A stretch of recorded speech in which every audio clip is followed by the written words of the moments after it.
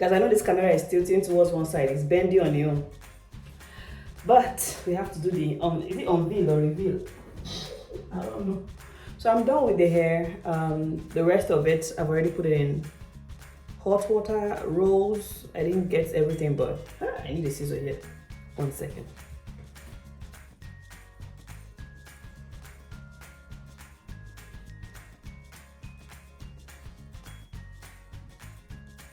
I love the color, like the color is popping. I hope you guys can hear me because my voice is not in the best state. So this is my first time. I've spent a year in Canada and this is my first time ordering Tim Hortons. Like when I hear the word Tim Hortons, what comes to my mind is coffee. And I hate coffee. I don't like anything coffee. So I just got to know, not up to 3 months ago, that I can actually get hot chocolate in Tim Hortons. And that is what I got. And tell me why I came with a tray. I don't have a car, so I've been carrying this tray in the bus. This is my first time entering there, obviously, and when I asked them, when they gave me the 2 cups, I said, oh, can I have a plastic bag too? They're like, no, we don't give paper bags or plastic bags because we don't want to be liable if it spills. So because they don't want to be liable if it spills, that's why they'll give you this tray and you be carrying it like a waiter all around town, you know. So if you're wondering why they give this paper tray, that is why, because they don't want to be liable if the hot drink pours on you. So I got that, and I got some snacks as well.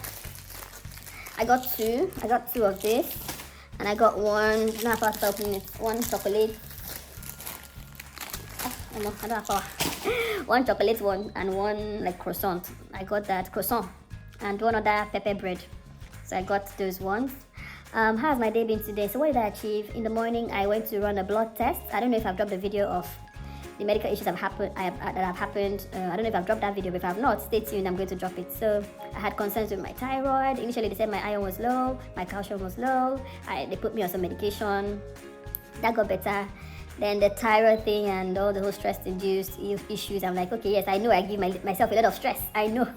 Now my name is stress.com, but I had to just take a break off YouTube and a break off so many things. Like I did apply for the position of a financial secretary with the Nigerians living in the region of Waterloo. In fact, I think by now I must have posted the events we had for newcomers. I'm not sure if I did. So I started doing that role, but I was missing meetings because of school, missing meetings because of work and all of that. So I said, it don't make sense. I can't continue this way. You know, being a financial secretary has a lot of responsibilities. You have to be there because it has to do with monitoring finances and all of that. So I had to relinquish that position. I had to tell them that I'm sorry, I can't continue with you guys. But I'm still here in volunteer capacity. You know, anytime that you need me, maybe to help with the books, and if I'm available. So let me put it like that, rather than me occupying a position. And what I hate is promising my time and not delivering that time. I get frustrated because I will now try to overcompensate, and that overcompensation will lead to me having a breakdown in my health. So I try to, if I'm giving you my time, let's know that I'm going to be there. So I don't like to make promises and fail. That's exactly it. So I had to tell them because I just picked up the role less than 4 months ago. So I told them I can't continue. You know, I've attended some programs with them, the food bank I held with them, the newcomers orientation, the board. We had like one physical board meeting and I think one AGM meeting and another virtual meeting. You know, I was supposed to even attend one, but I had to cancel 2. So I told them that unfortunately I cannot continue because I had missed like 2 virtual meetings and it was not good. Whew. So my last day in the office. How did it go? It was on a Thursday because I planned not to go to work on Friday. It was supposed to be on a Friday. I gave 2 weeks notice, you know, but I had an appointment, a medical appointment on Friday, so I couldn't even make it that Friday. So I had already informed my manager ahead of time that I won't be coming on Friday. My team members did not know I won't be coming on Friday, so they were waiting for me on Friday to tell me their final goodbyes. So as if someone knew, on Wednesday, they were like, Stella, buy us pizza. And that's why I spent over $100 so because my team members are a lot. They're over 40 something. But do some work from home, which was even very good for me. To see all of them, they flat for overspent. So I spent over $100 and something. I bought, I think, 6 packs of, pizza for vegetarians and non-vegetarians. I bought it on Wednesday for them. This is the second time I'm buying them pizza. The first time I bought them pizza, it was during one holiday. They were like, they want pizza. So I bought them pizza. Then not for all of them, but just my personal team members, but other people that were working with, in the campaign also enjoyed the pizza. So they all know me as pizza buying queen. So now on Thursday, I just held a brief meeting with some of them, just told them, they already knew. I had a meeting with them a week ago, telling them that I have just 1 week left. So on Thursday, I just held a meeting it was like a coaching, individual coaching, just encouraging them. Then once in a while, I'll just drop some notes in our group chat, telling them that they'll be good, they should keep the flag flying, keep being good and all of that. Then on Friday, I didn't now show, but I still had the Teams app on my phone.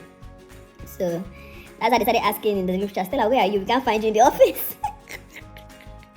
We were like, did Stella disappear? I plan not to reply to the end of the day when they have all closed. So people were like, is Stella not coming today? Is today not supposed to be our last day? Someone was like, Stella, we've decorated your table. I was like, did somebody die that you decorating table?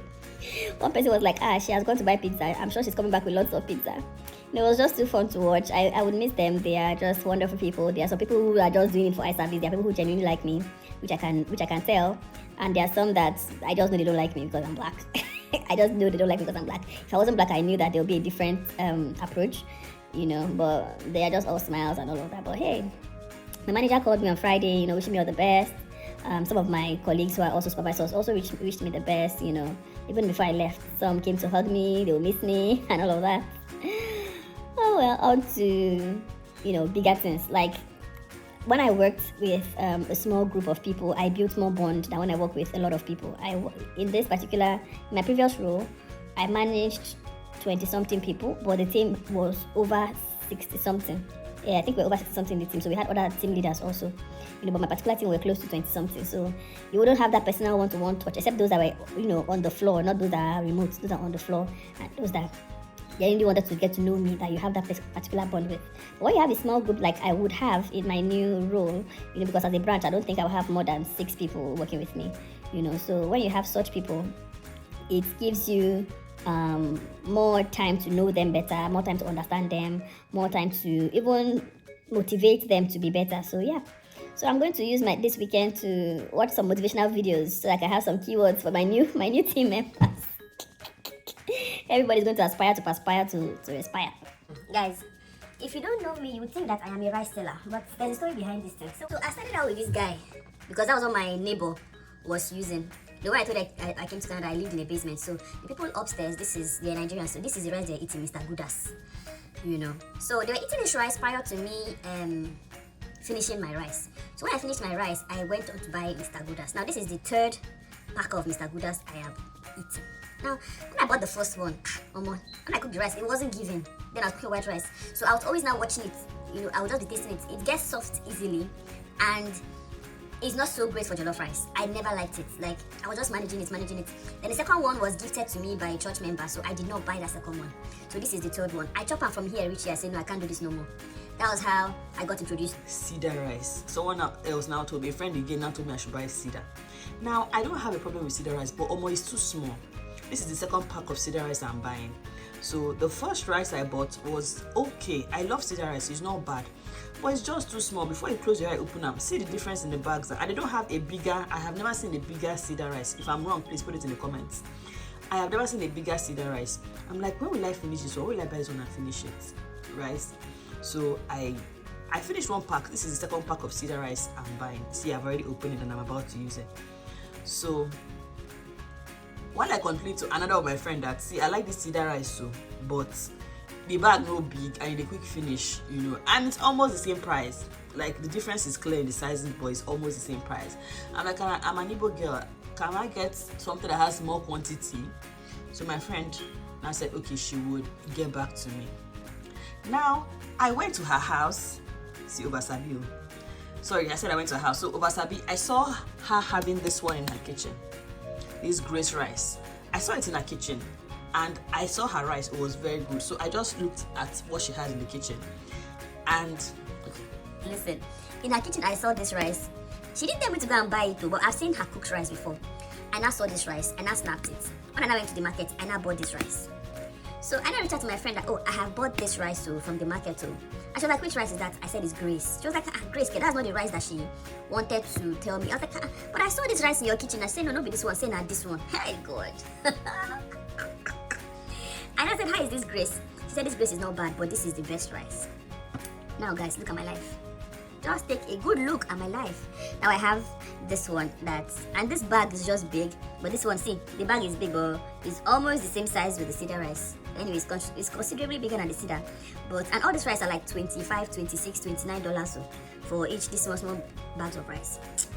So guys, I'm now at the dilemma of what to do. See this one, I don't know what I will do with this one, but this one I will eat it. I've already opened it to start eating.